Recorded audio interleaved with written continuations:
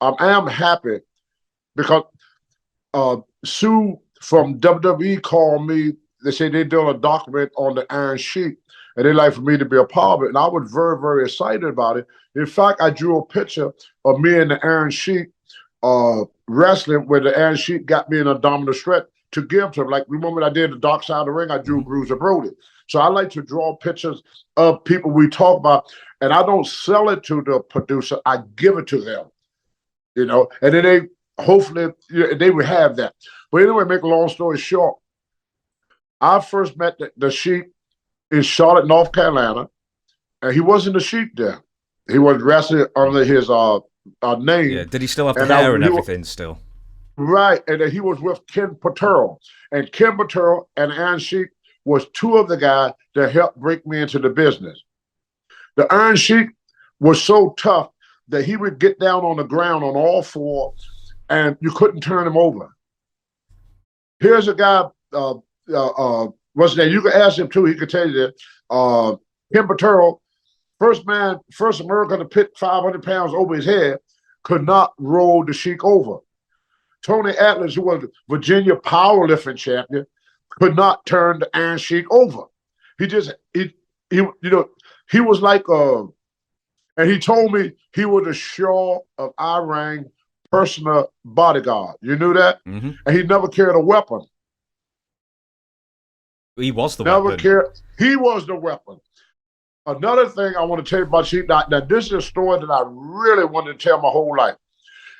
Tommy Wildfire Rich and myself, we were driving one day, and Tommy wrecked the car.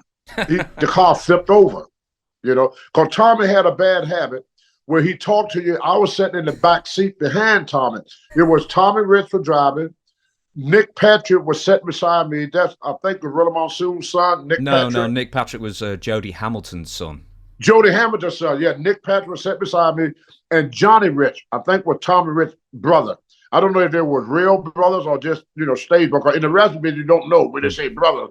I don't even know if Kane and Undertaker are brothers. I don't know, But that's just how the business is. But anyway, make a long story short, Tommy had a bad habit. He'd be driving, and you would say something to him, and he would do this.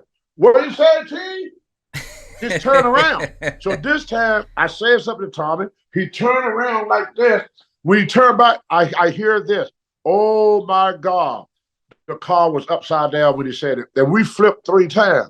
When, like I told you, the heels and babyface could not be together. Ole Anderson, part of he was tag team. It was no Orn Anderson then. Orn Anderson was not in the business. It was Laws and Gene Anderson. Mm-hmm. And then when Laws left, it became Ole and Gene Anderson. So Ole was the booker at that time in Georgia. And so Ole told the Sheik and them pull up, and they saw the car in the banquet, and they was waiting for the jaws of death to cut me out. They couldn't get the door, they couldn't get me out. So the Sheik said, who's in the car? So they say, Tony Atlas is in the car. And Sheik said, I'll go help my friend. And Ole said, if you go down there, I'm going to fire you. I will fire you if you go to help him.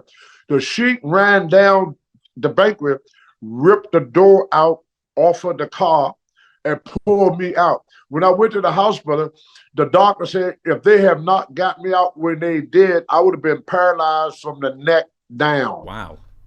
I had a broken neck. And he also told me at that time, if you look at earlier pictures of me, because I was a wrestler, and real wrestlers got thick neck, real wrestlers, because we train our necks. So he said if my neck was not as strong as it was, he said I would have died. But if the Sheik have not pulled me out of that car, I would have been paralyzed. That would have been the end of my career. That's one thing the Sheik did for me.